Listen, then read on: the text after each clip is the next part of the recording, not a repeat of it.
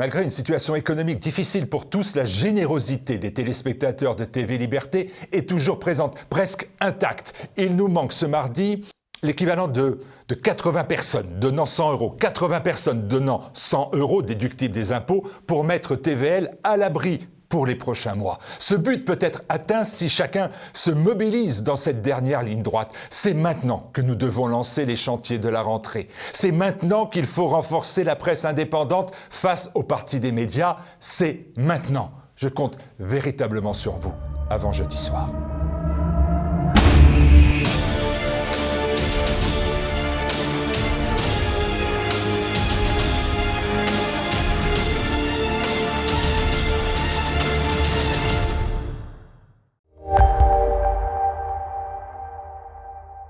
C'est bien connu, la liberté n'a pas de prix. Et pourtant, si, la liberté a un prix. Que serait votre libre arbitre sans une information réelle, sérieuse et alternative? Votre liberté, c'est, entre autres, nos 375 heures d'émission pour les prochains mois. Pour ce faire, nous n'avons pas encore atteint notre objectif.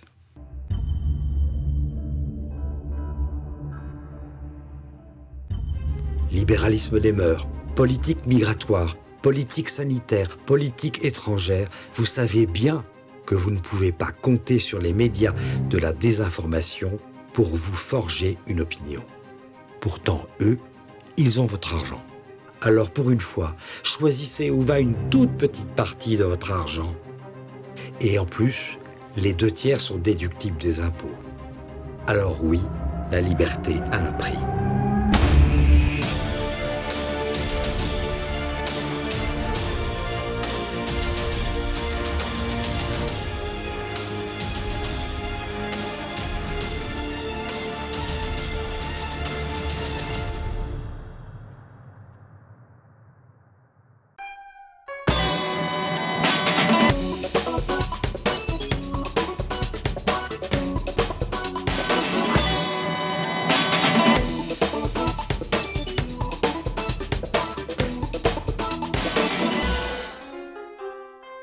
Bonjour chers téléspectateurs de TV Liberté, voici un nouveau numéro de l'émission Livre Libre, au cours de laquelle j'ai le joie et le plaisir de recevoir Monsieur Bernard Gantois. Alors Monsieur... Eh bien bonjour Monsieur Gollnisch et bonjour à tous les téléspectateurs. Bonjour Monsieur Gantois, vous êtes un homme... assez exceptionnel, assez original, on peut le dire. Vous êtes né à Maubeuge en 1944, vous me corrigerez si... Absolument, sous les bombardements anglais qui ouvraient la route des Américains. Ville célèbre pour son clair de lune, comme dit la chanson. Bien longtemps après. Bien longtemps après, oui, oui. Bon, enfin, vous en êtes rescapé, et tant mieux. Vous êtes polytechnicien.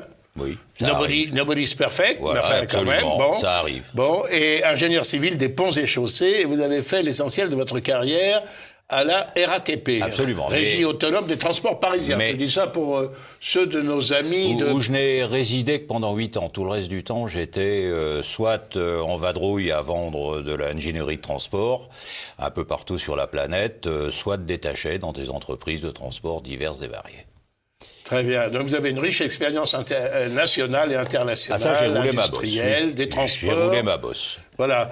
Et ce qui nous intéresse évidemment ici, c'est plutôt votre œuvre littéraire dans le sens général du terme, tout ce que vous avez écrit. Et vous avez écrit beaucoup de choses. Alors on va défiler quand même brièvement parce que il y a certains titres qui peuvent retenir l'attention de nos téléspectateurs, pour eux-mêmes, pour leurs jeunes gens. Je prends le premier, la saga des Louis. En précisant que les Louis ne sont pas les rois de France. Ne sont pas les rois de France. C'est une famille ardennaise. Qui, au fil des siècles, a des branches, et l'idée directrice du roman est que la tradition et sa défense. On s'en sort d'autant mieux que l'on conserve le souvenir de ses origines. Absolument. Moi, je conserve le souvenir des miennes. Ma famille a été ardennaise pendant 6 générations. Voilà. Et mon arrière-grand-père, Edmond Gollnisch, était maire de Sedan en 1870. Les circonstances n'étaient pas très favorables. Les circonstances étaient chaudes, oui. Oui. Donc c'est une région à laquelle je suis très attaché. Vous avez commis aussi une lettre ouverte au pape François. Oui, c'était un coup de gueule. Parce que dans son film hagiographique sorti en 2017, il y a une petite séquence où l'archevêque Bergoglio traitait très mal une personne que j'avais bien connue à Buenos Aires au cours de mes pérégrinations en 1976, une personne que j'estimais, en ce qui me concerne, très bien. L'amiral... l'amiral Massera. L'amiral Et Massera, donc, oui. Quand Voilà. j'ai vu la manière dont cette personne était traitée, je me suis dit, il faut faire quelque chose. Oui. J'ai fait cette lettre ouverte. Au demeurant, j'avais quelques critiques pour le pape François antérieures à son film, mais le film a été la goutte d'eau. Bon. Eh bien, il vous a pas répondu.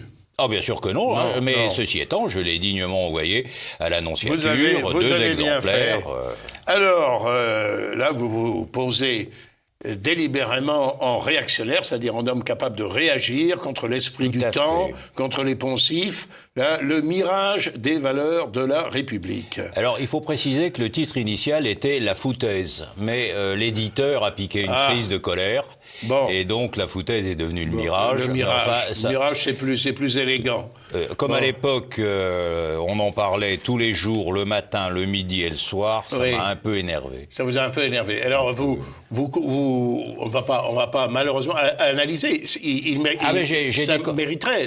J'ai décortiqué l'expression Oui.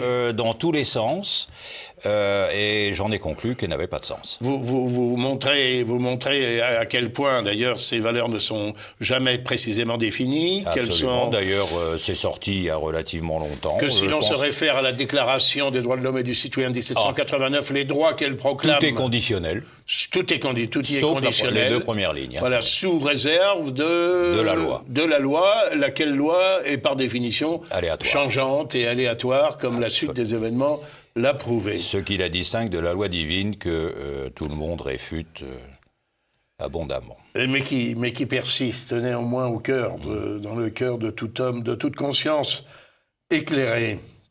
Alors, une biographie du mensonge. Oui. Vous avez écrit La vie du mensonge, J'ai écrit de La sa vie du naissance à sa mensonge. mort. Bah non, il peut pas mourir, mais Ah oui, à la fin du livre, il est bien mal quand même. Mais Et il prospère quand même, j'ai Mais j'ai l'impression. trouvé qu'on vivait dans une époque où le mensonge régnait relativement en maître, Oui. et donc j'ai eu envie d'écrire ça sous une forme romanesque. Alors, je précise que les deux derniers ouvrages sont publiés, et la saga des Louis également, chez Via Romana, que la lettre ouverte au pape François est éditée par les éditions de Chiré. Nous poursuivons avec votre abondante œuvre, là, un roman. Un roman qui est une reconquista. Dont on espère que c'est pas trop un roman d'anticipation. Non, enfin, mais c'est encore une que- reconquista qui commence dans les années 2060, après que tout l'Occident, États-Unis inclus, soit tombé sous la charia. Sous la charia. Et ça énerve quelques copines Quelques jeunes adolescentes, filles, quelques jeunes oui. filles qui, Courageuses, avec une quatrième bretonnes. la quatrième n'est pas bretonne, mais elle a bonne raison de se joindre à elle, font le serment sous un dolmen de passer leur vie à éliminer la charia de l'Occident. Et ça s'appelle Les Guerrières. Les guerrières, bah Les oui, guerrières, bon. évidemment. Voilà, à laisser entre les mains de toutes les jeunes filles de France. Et même des garçons. Et même des garçons, oui, si ça Absolument. pouvait aussi les stimuler, très bien. Alors, là, aux éditions de Les Guerrières chez Via Romana, aux éditions de Chiré, Autopsie d'un assassinat est sous-titré En route vers une dictature Oui, mondiale. alors, ayant passé longtemps dans les transports publics, je me suis demandé pendant très longtemps pourquoi on en voulait à ce point à l'automobile. Alors, précisons, donc l'assassinat, c'est l'assassinat de l'automobile. C'est l'assassinat de l'automobile, Oui. qui est une nécessité pour pouvoir développer la dictature mondiale. Parce qu'on ne peut pas établir une dictature si on n'a pas de façon préliminaire éliminé Cet élément de liberté qu'est concept de l'automobile. liberté dont l'automobile est le symbole le plus fort. Bien sûr, bien sûr. Et enfin, nous en arrivons à vos deux dernières publications, Démolition et Ra-Ral. Alors, je prends Ra-Ral. Ra, c'est le dieu égyptien, C'est le dieu égyptien solaire. du soleil. Oui. Voilà. Alors le soleil n'est pas content Oui. Parce que il trouve que les écologistes qui estiment que c'est l'homme qui règne sur le climat de la planète ne réalisent pas que c'est en fait lui qui règne depuis 4 milliards d'années sur notre climat. Alors, édition Chiré. Oui. Ça l'énerve un peu. Et avec l'assentiment des autorités supérieures, puisque donc moi je suis pour des mondes où il y a un axe vertical, je suis contre un monde parfaitement horizontal, avec l'assentiment des autorités supérieures, en quelques étapes, il finit par expliquer aux bipèdes que c'est lui qui fait le climat et c'est pas les pots d'échappement des Twingo. Oui. Voilà. Ça rejoint d'ailleurs aussi. Cette affaire est l'un des prétextes qui est utilisé pour assassiner l'automobile. Absolument. Mais là, c'est vu sous un angle un peu plus... D'abord, si vous voulez, pour attaquer le sujet, tout ayant été dit depuis Bernardin en 98, qui a écrit l'Empire écologique, tout ayant été... Alors lui, il a défini la politique maître de conférence à l'université d'Aix-Marseille. Voilà. Tout ayant été dit sur le plan technique par d'autres auteurs, je me suis dit comment aborder le problème, donc j'ai essayé de faire quelque chose d'humoristique. Je pense aussi à l'ancien directeur de la sécurité routière. Absolument, son nom m'échappe. Également, qui a fait quelque chose de tout à fait remarquable dans ce domaine. Gérondeau, voilà, que nous avons reçu ici d'ailleurs. Alors, démolition. Alors, je précise pour nos lecteurs, évidemment, c'est un titre, c'est pas très gai comme titre, démolition, on préfère construire que démolir. Vous vous attaquez à la destruction, à la démolition de notre société. Alors, j'énumère très rapidement, parce que le temps nous manque, la destruction de la religion, la destruction des travailleurs, la destruction du peuple, la destruction de l'enseignement, la destruction éducative de l'histoire, la destruction de l'industrie, la destruction de l'agriculture, la destruction des transports, de la médecine, de l'information. Et évidemment, vous cherchez, bien sûr, les responsables d'abord de cette d'ailleurs, c'est parce démolition. Si vous voulez, je ne suis pas un grand admirateur de M. Macron, c'est le moins qu'on puisse dire, mais j'ai trouvé à un moment donné que la démolition de la France, on le rendait responsable de tout, alors qu'en fait, cette démolition a commencé dans les années 70. Oui, si on veut être juste... elle a commencé... assez précisément, je dirais même 60. Après les années 68, oui, 60-68, c'était plus soft. Mais le collège unique fait après 68, là, c'était vraiment plus soft du tout. C'était le plan Langevin-Vallon. Oui, appliqué par Abi. Bon. N'oublions pas que tous ces concepts de gauche ont été appliqués par la droite. Absolument.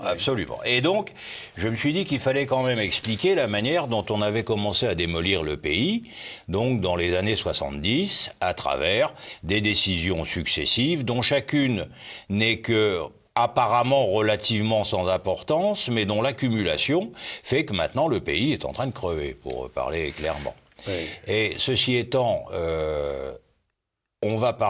j'aimerais qu'on parle plus précisément de l'industrie, parce que l'industrie a été marquée par deux catastrophes qui sont passées totalement inaperçues. La première, c'est M. Serge Tchuruk, président d'Alcatel, si ma mémoire est bonne. Absolument, qui a inventé le concept de fabless. Alors, on ne devrait pas parler anglais, mais fabless, c'est assez clair, c'est l'entreprise sans usine, sans fabrication. Et ça a été le début de la décadence de l'industrie française. Il a inventé ça dans les années 2000. Et puis, quelque temps avant, il y avait eu l'autre décision désastreuse qui est l'arrêt de Superphénix. Le réacteur à neutrons rapides qui était le troisième dispositif après deux prototypes qui avaient bien marché, Superphénix donc a commencé à se construire, et comme effectivement c'était la domination française du domaine de l'énergie pour fort longtemps, les écolos s'en sont occupés, jusqu'à ce que, après avoir été arrêté une première fois, après qu'il y ait eu un décret en Conseil d'État pour remettre en marche donc une décision du gouvernement pour remettre en marche Superphénix, les écolos ont réattaqué cette décision au Conseil d'État et Superphénix a été arrêté définitivement en 97, si mes souvenirs sont exacts. Je me souviens très bien de cela, parce que j'étais élu de la région Rhône-Alpes et j'étais conseiller régional Rhône-Alpes. Et alors, je vais me faire un peu l'avocat du diable, parce que, sauf erreur de ma part, Superphénix, c'est Creswalville, c'est ça? Oui, tout à fait, oui. Oui.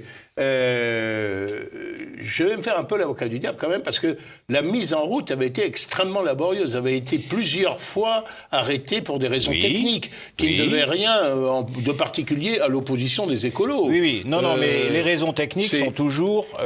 les coûts avaient été quand même considérablement... Oui, mais les raisons techniques sont toujours abondamment mises en avant par ceux qui sont contre le nucléaire. Et on voit par exemple que ça recommence sur le nouveau réacteur, l'EPR de Flamanville. C'est toujours la même chose. Dont les coûts sont quand même faramineux par rapport au projet initial. Quand on fait une innovation, moi je mets au défi qui que ce soit de faire un budget d'une innovation absolue et de maintenir le budget jusqu'à ce que ça fonctionne. Alors on ferait mieux de ne pas en faire, me semble-t-il. Alors sans innovation, on finit bientôt comme on va finir en France. Non, on ferait mieux de ne pas faire de budget initial. C'est ça que je veux avoir une idée quand même. Bon, enfin le résultat obtenu, c'est que la France a décroché dans le domaine du nucléaire. Le résultat obtenu, c'est que les réacteurs à neutrons rapides, maintenant, il y en a partout. Il y en a en Chine, il y en a en Russie, il y en a aux États-Unis, sauf en France.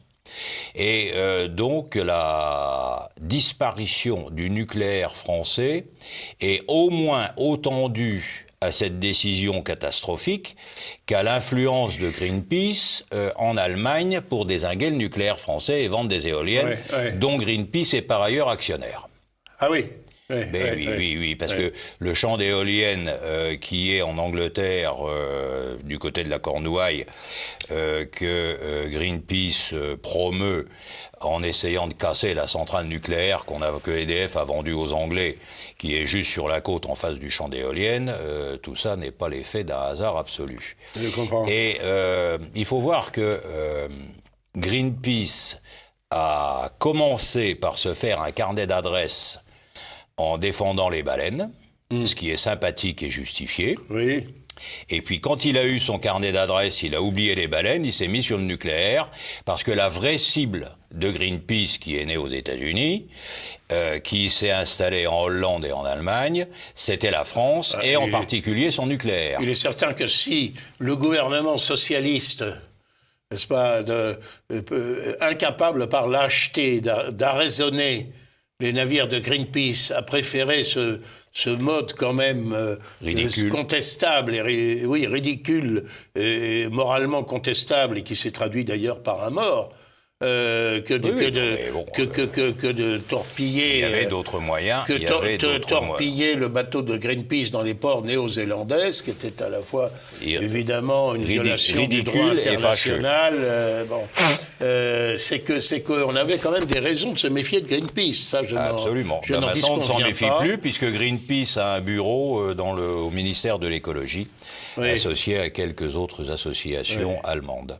Alors, c'est vrai que ce projet Superphénix, ce qui avait été intéressant, c'est que vous m'arrêterez, parce que je n'ai évidemment aucune de vos compétences en matière d'ingénierie, et surtout pas d'ingénierie nucléaire, mais il permettait le retraitement des déchets radioactifs. Absolument. Et donc, on ne parlerait plus du problème des déchets nucléaires si, effectivement, on avait ce réacteur à neutrons rapides et ses enfants. Oui, ce qui faisait peur, c'était le plutonium, parce que la durée de vie du plutonium était... Non, dans les déchets. Mais l'argument qui a été utilisé pour casser donc Superphénix, c'est le refroidissement au sodium.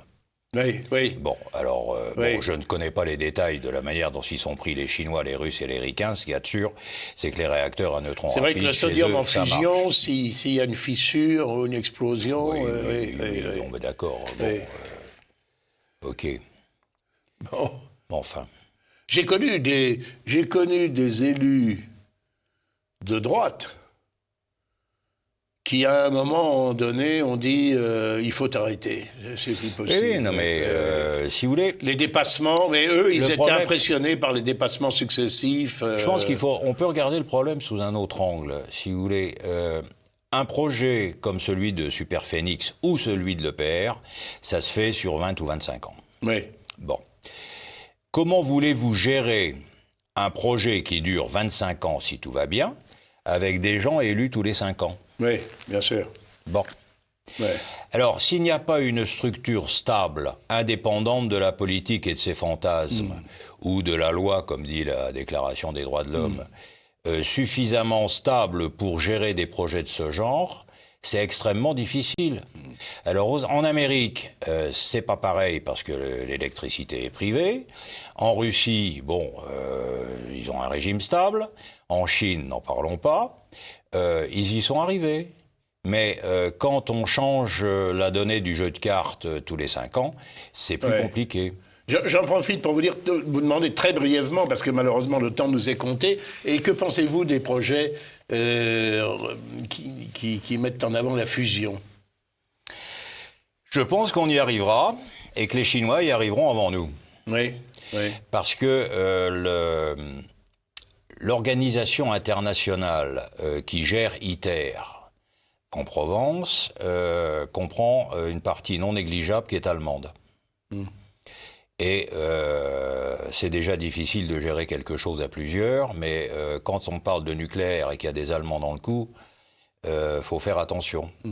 Alors les Chinois, qui ne sont pas fous, ont pris une participation dans ITER, et maintenant ils sont largement en avance avec leur tokamak par rapport à ITER. D'accord.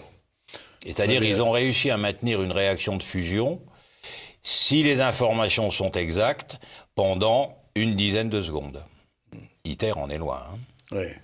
La réaction de fusion, c'est quelle chaleur? C'est 30 millions de degrés. Enfin, 30 millions de degrés. C'est du plasma. Ça fait... C'est extrêmement compliqué. C'est incroyable. Bon, mais c'est même pas... la définition degré n'est même pas... c'est inimaginable, si vous voulez. C'est une équation mathématique. Je comprends. Et je reviens à cet ouvrage Démolition. Je suis frappé d'ailleurs, mais c'est normal, puisque les grands esprits se rencontrent, pour certains de vos chapitres qui traitent de sujets que l'on retrouve par ailleurs dans son ouvrage. Je suis frappé par le parallélisme entre vos analyses et celles de Patrick Buisson. Ah bah vous me flattez. Dans son livre « La fin d'un monde ». Ce n'est que le premier tome, parce qu'il veut faire l'inventaire de toute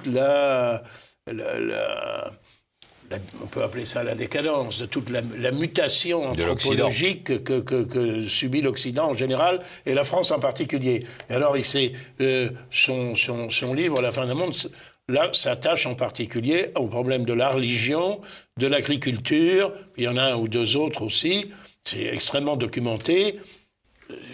La religion, si vous voulez... Et je vois que vos analyses se recoupent, si vous très voulez, largement. Au départ, donc c'est un certain monsieur Dumézil qui, en analysant les civilisations indo-européennes, a dit qu'elles étaient appuyées sur un triangle où il y a les priants, les battants et les travaillants. C'est-à-dire ceux qui prient, les religieux de toute religion, de toute confession, ceux qui prient, ceux qui se battent, c'est-à-dire ceux qui défendent le système, c'est-à-dire l'armée, et ceux qui travaillent, c'est-à-dire les agriculteurs dans un premier temps, puis maintenant les agriculteurs et les industriels. Bon, on a flingué les 3 pieds.